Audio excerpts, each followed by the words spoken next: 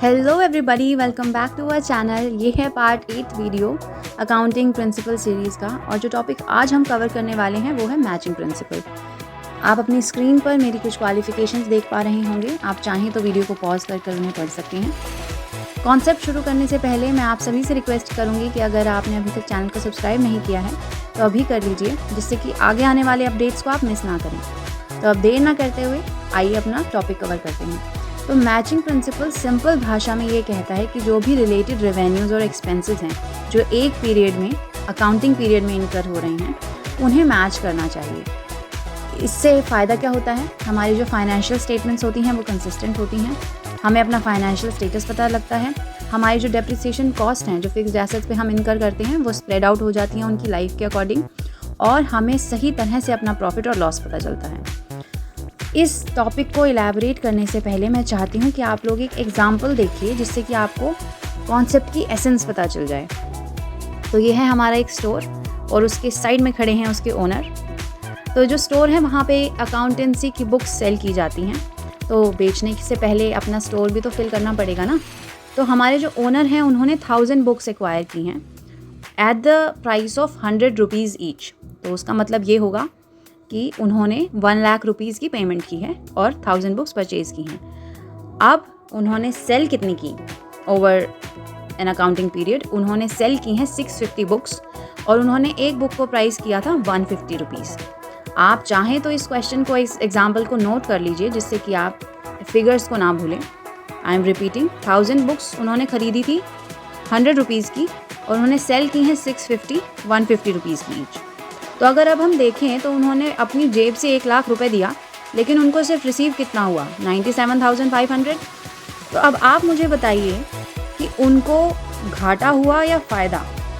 अगर हम लोग ये प्रिंसिपल ना होता तो हो सकता है कुछ लोगों को ऐसा लगता कि 2500 का लॉस हो गया, लेकिन क्योंकि आप लोग स्मार्ट भी हैं तो आप लोगों को ये पता है कि उन्होंने 650 रुपीज़ की 650 बुक्स जो खरीदी थी वो उन्होंने 100 रुपीज़ की खरीदी होंगी, लेकिन वही 650 बुक्स उन्होंने 150 रुपीज़ की सेल कर दी। मैं दोबारा क्लियर कर दूं, इनिशियली उन्होंने परचेज 1000 बुक्स की थी, लेकिन अब उन्होंने बेची हैं 650 बुक्स 150 की। तो अगर हमें सही प्रॉफिट और लॉस एसर्टेन करना है तो हमें जो ओरिजिनल कॉस्ट उन्होंने इन 650 बुक्स के लिए दी होगी वो पता करना होगा। तो 650 बुक्स उन्होंने 100 रुपीज़ की खरीदी थी, तो दैट मीन्स 65,000 रुपीज़ उन्होंने दिए होंगे, और हमारा रेवेन्यू कितना हुआ था, सेल्स कितनी हुई थी? 97,500 की। तो उसका क्या मतलब हुआ कि हमें 2500 का लॉस हुआ है या 32,500 का प्रॉफिट हुआ है ना? तो हमें प्रॉफिट हुआ है 32,500 का।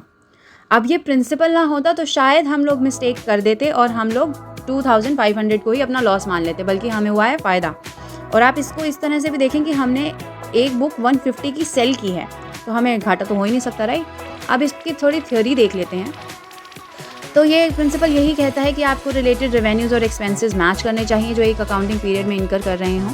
अब हमने पिछली वीडियोस में भी देखा था कि रेवेन्यू और एक्सपेंस कब हम रिकग्नाइज़ करते हैं। हम तब नहीं करते जब हमें उसके लिए कैश रिसीव या पे करना पड़ रहा है, बट हम तब करते हैं जब हमारी वो सर्विस या तो हम दे चुके हों, हम प्रोडक्ट अपनी तरफ से भेज चुके हों, या फिर जो एक्सपेंस है वो किसी एसेट या सर्विस के लिए ही किया होगा हमने, तो हमने उसको यूज़ करके अपना रेवेन्यू जनरेट कर दिया हो। तो ये तो था हमारा रेवेन्यू और एक्सपेंस को कब रिकॉग्नाइज करते हैं, वो वाले कॉन्सेप्ट की रिवीजन।